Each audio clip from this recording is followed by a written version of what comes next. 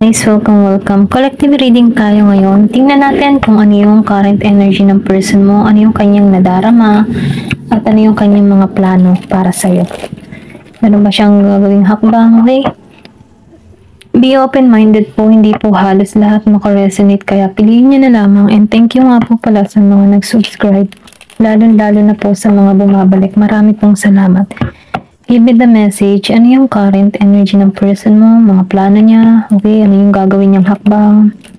Meron pa ba siyang balak? Okay, sa connection na to. And give me the message.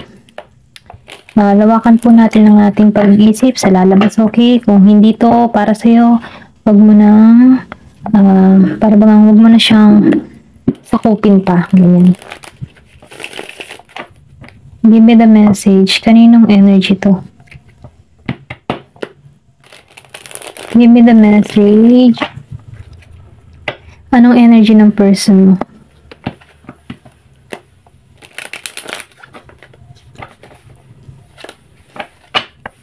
Give me the message.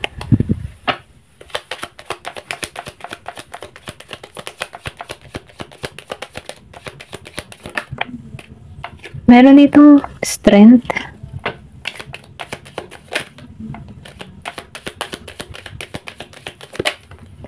Meron ditong the hermit. Okay. Strength and hermit. Meron ditong king of cups. Meron ako nakikita ditong Leo,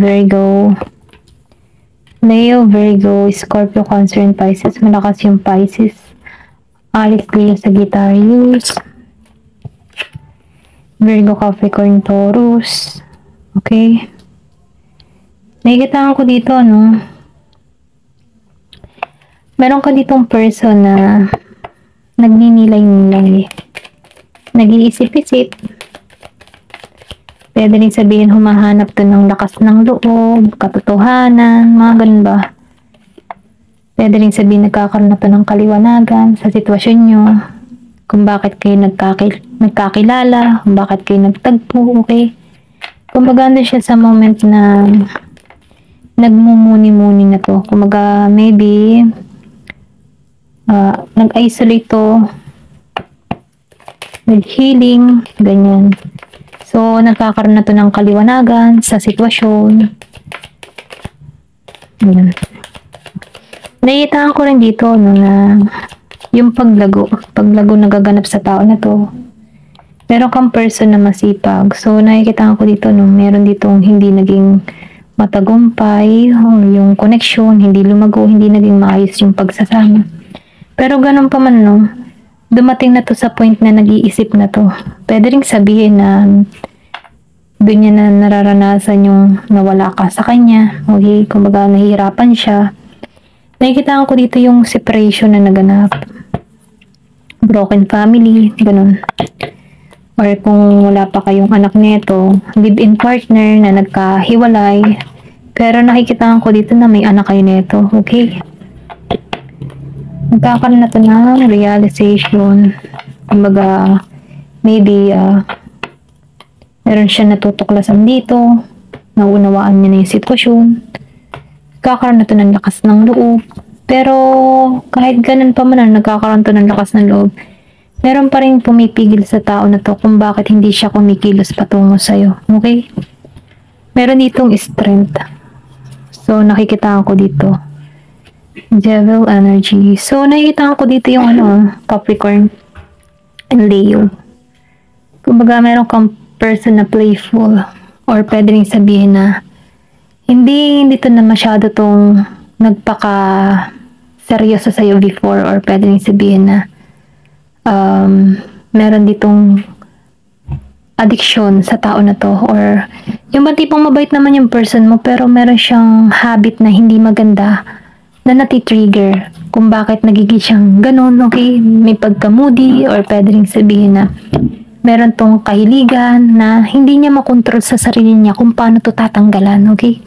Kasi nakikita ko dito yung the devil medyo controlling, or pwede rin sabihin na meron kang person na may kahiligan, or controlling, or pwede rin sabihin may addiction, may bisyo, mga ganun ba? Na kung saan ito yung pumapalob sa kanya na hirap na hirap siyang tanggalan kung paano to aalisan. Okay? Pwede nangyari na to before, okay, meron siyang addiction, at ito yung inayawan mo. Nagkaroon ka dito ng lakas ng loob kung bakit tinanggalan mo to dito sa the strength, okay? Naging kang matapang dito. Ito lang yung nakikita ko. And then nakikita ko rin dito, meron kang person na materialistic, okay? Doon sa iba ha, pwedeng doon kayo hindi nagkasundo, yung tipo na magastos, okay? Doon siya may addict. Doon siya addict, Kumbaga, imbes na makapag-ipon, makapag-impok, meron siyang ganong hobby, okay? Na nagpapatrap dito sa sitwasyon niya. Ayan. Then the hermit, so lumabas to, judgment. So nafe-feel ko dito, may paggising sa tao na to. Pwede rin sabihin na nagkaroon to ng nag-reflect or may spiritual call dito sa tao neto na kailangan ng pagbabago, kailangan ng mag-grow or kailangan na mag-matured sa sitwasyon. Hindi na pabata, kumbaga. Kasi nakikita ko dito, nag-isolate to eh. Pwede rin sabihin, meron siyang mga inayo sa kanyang sarili kasi meron siyang devil energy dito na kung saan may addiction. Pero dumating sa point na maybe nagkaroon to ng realization na kailangan na ng pagbabago. Pwede rin sabihin na sinubok tong tao neto kasi nakikita ko dito yung reflection. Kumbaga sa reflection, kung ano yung ginawa niya sa'yo, nag-reflect din sa kanya. Pwedeng calling na to sa kanya na kailangan ng alisan niya yung mga addiction na nagaganap sa tao na to. Okay? Tingnan pa natin dito. Meron ako nakikita ditong Virgo. Queen of Cups and King of Cups. The partner, kumbaga makikita mo, partnership. Pareho kayo dito. Meron kang person dito na caring, matured, and mapagmahal. Or pwede rin sabihin na pareho kayo dito, Meron ditong Cancer, Pisces, malakas yung Cancer dito sa Queen of Cups. Pwedeng ikaw yung Queen of Cups, or pwedeng ikaw yung King of Cups. So, piliin nyo na lamang, okay? Kasi nakikita ko dito na nagkakaroon ka na ng pagbabago, matured ka mag-isip. Dahil dito, kung makikita mo sa past, magulo siya eh, may addiction, nagising tong tao neto. So, ngayon, nagkakaroon na to ng realization dito sa King of Cups. Kumbaga, gusto na nitong magbago. Gusto nitong bigyan ka ng panibagong pakikisama ba na kung before hindi niya nagawa or hindi niya nagampanan yung kanyang ginawa, yung pagiging asawa sa'yo or pagiging partner para sa'yo, gusto na nitong kumilos sa'yo. Okay? Gusto na nitong ipadama yung pagmamahal niya dito. Okay? Kumbaga itong tao nito, naging siyang iba tipo nag-iisip na to. Okay? Pwedeng sabihin, tumatanda na, kaya nagmamature na, or pwede rin sabihin na takot siya mag-isa, okay? Kaya nakikitaan ko rito yung pagpunta sa'yo, pagtungo sa'yo, kasi nakikitaan ka ng tao na ito yung pagiging mo mapagmahal. Namimiss niya yung mga ganong pag-uugali mo, yung pag-aalaga mo, pag-a-advise mo, namimiss niya yun. Kumbaga ikaw yung tipo ng tao na feel mo sa tao na to kapag may problema, kumbaga umuunawa ka, or pwede rin sabihin na magkasama kayo, andun yung pangunawa mo eh. Inunawa mo siya hanggat maaari. Pero dahil meron siyang mga negative na attitude dito, maybe meron pangyayari sa inyo kasi meron ako nakikita dito na hindi na buo, nagkaroon ng broken family, separation. Pwede rin sabihin na tukso, okay? May tukso, kung bakit nagkalayo kayo dito, pwedeng involved na babae or lalaki na natukso tong person mo kasi the devil, meron siyang mga healing na hindi mo na kayang ibigay, okay? Ayan. Then dito, sa Knight of Wands, Two of Swords. So, nakikita ko dito na nag-overthink yung person mo. Marami siyang iniisip, maraming gumugulo sa kanyang kaisipan dito. Humahanap siya ng katotohanan or pwede rin sabihin sa'yo, nakahanap ka na ng katotohanan para rito. So, itong tao na ito, humahanap siya ng katotohanan. Ando siya sa moment na nagninilay-nilay dito. Kaya, itong tao na ito may konsensya nakukonsensya na to dito, okay? Sa Knight of Wands reverse. Hindi to makakilos sa'yo, hindi pa to gumagawa ng hakbang kasi meron ditong bumabagabag sa tao nito, or pwede rin sabihin, meron siyang mga natuklasan, okay? Nahanap niya na yung katotohanan, okay?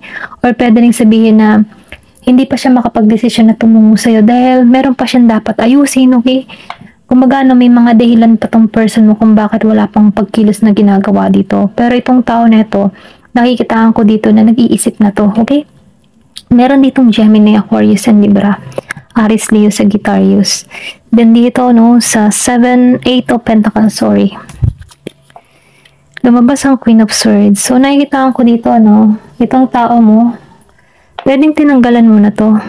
Okay? Meron kang person na rude, or pwede rin sabihin na ganun kanya tingnan, prangka ka magsalita, or pwede rin sabihin na meron dito nagmamanipula, okay? Pwedeng siya o pwedeng ikaw din dito, okay? So itong tao na ito, pwedeng may pagbabago tong ginagawa or meron siyang tinatrabaho sa kanyang sarili. Kung ano yung mga dapat niyang ayusin sa kanyang sarili, pwedeng siya yung rude, okay? Pwedeng tinanggalan mo to kasi masakit siya magsalita, sobra na ang ginagawa sa'yo.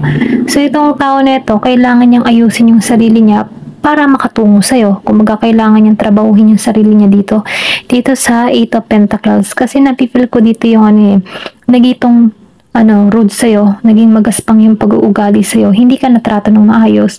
Kaya nakikitaan ko dito, inalisan mo to So, itong tao nito, meron tong inaayos. Meron siyang inaayos sa kanyang sarili, or pwede rin sabihin, may pagbabagong nagaganap sa tao nito dito sa 8 of Pentacles. Okay? Page of Cups, upright. So, lumabas ang 10 of Pentacles. Nakikitaan ko dito, nag-i-stalk to. Tinitingnan nito kung anong lagay mo sa social media. Okay? Masaya to kapag nakikita ka, nasisilayan ka.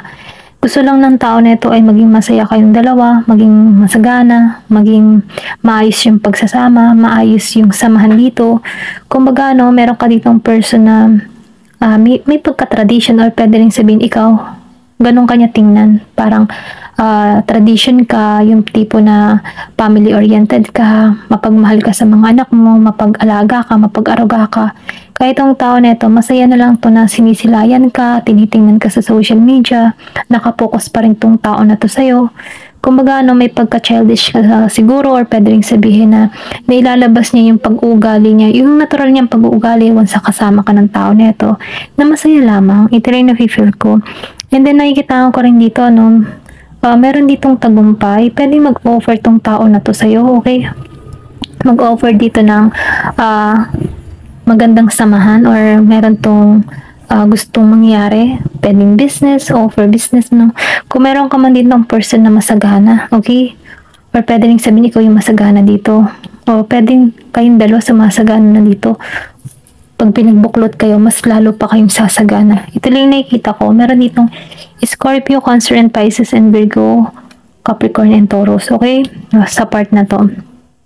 Kasi nakikitaan ko dito na meron ditong solid foundation, magandang samahan. Kumbaga, nag-iisip tong tao na to. Kasi, ikaw ang apple of the eye ng tao na to. Ito lang nakikita ko, meron siyang gustong i-offer sa'yo. Abundance. Kasi, ang fish, kasi abundance yan Abundance yan, expansion, or pwede rin sabihin pagbubuntis, So, nafe-feel ko dito na itong tao na ito, pwede, gusto ko nitong buntisin, okay? Kumbaga, gusto nitong lumago yung pamilya nyo, ganun. Ito yung mga plano niya, maging masaya yung family. Meron akong nakikita dito ang Year of the Rat. Okay? And, ayun, yun lang yung nakikita ko dito. Year of the Rat. Year of the Horse. Ayan. Then dito, sa 2 of Swords reverse. Nakikita ko dito, meron kang person, hindi halos lahat. Kung meron kang person na Taurus, Gemini, Aquarius, and Libra, nagigitong nagre-rebelde. Kumbaga, meron siyang mga sariling paniniwala dito. Pero ganun pa man, kahit meron siyang sariling paniniwala, nag-iisip to, humahanap pa rin to ng katotohanan.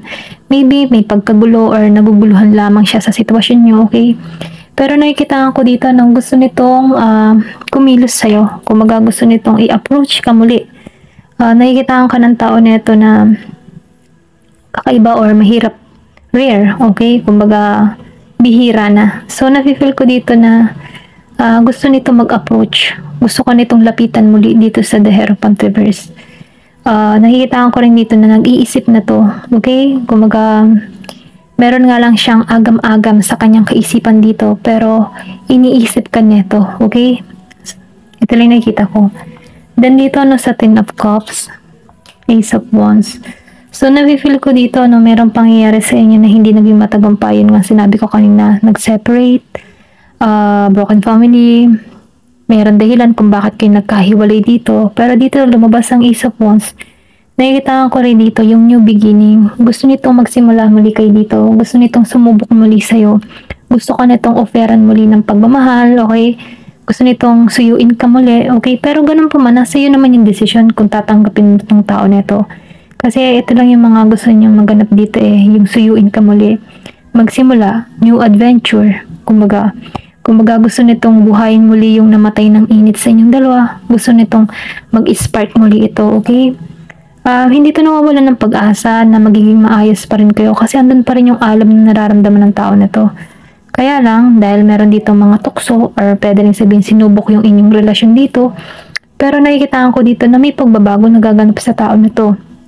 Kumbaga, pwede rin sabihin na itong dahilan ng pagkakahiwalay nyo ay para merong magbago or pwede rin sabihin magkaroon kayo ng makita nyo muli yung sarili nyo or mahanap nyo muli yung sarili nyo, magkaroon kayo ng kaliwanagan kasi may grow na nangyayari sa inyong dalawa, individual. So, ang tatanong dito, ikaw, kung paano mo to tatanggapin tong tao na ito once na bumalik to sa'yo, okay? Scorpio, Cancer, and Pisces, Aries, Leo, Sagittarius. Ayan, tingnan natin kung ano pa yung mensahe sa'yo dito sa card na to. Give me the message.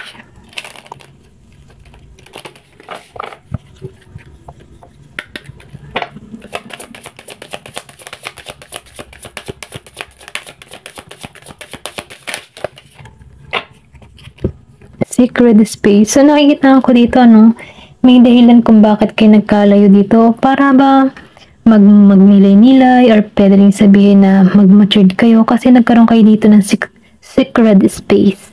Nagkalayo muna kayo. Nagkaroon kayo ng kanya-kanya muna dito para mahanap nyo or para may tama mo yung sarili mo, para may tama niya yung sarili niya, or pwede rin sabihin na nagkaroon dito ng pagninilay-nilay, okay?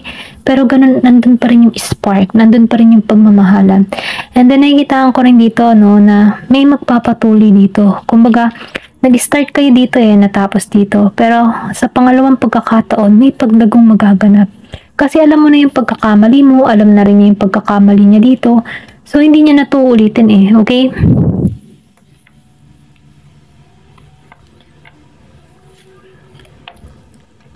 Meron ditong discernment. So, nafe-feel ko dito may pag-iintay ito.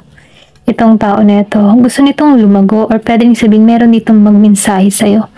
Ito lang nakikita ko, meron message na parating sa'yo. Or pwede rin sabihin na itong tao na ito yung nagmamasid sa'yo bago kumilos. Kumbaga, waiting muna siya. Nagiging muna siyang patient, okay? Magdalawa diba? Patient siya. Reunion of soul. Kung makikita mo, waiting. Sinabi ko kanina. Waiting, kung kailan, kumbaga, kung kailan yung pagsibol. So, ito, pagsibol, waiting. Pero ikaw, nag-wait ka pa rin dito sa tao na ito.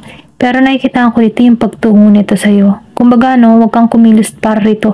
Hayaan mo, ma-realize ng tao nito yung pagkakamali niya. Kumbaga, umalis siya, bumalik siya. Ganon. Okay? And then, nakikita ko rin dito, meron ditong pag-asa. Meron pag-asa, may paglago, may harmony. Kung makikita mo dito, meron ditong harmony, parang may music, okay? Kumbaga, yung direction patungo sa'yo. Ito lang nakikita ko, may pagbabagong nagaganap. Magkakaroon dito ng pagkikitang muli, okay?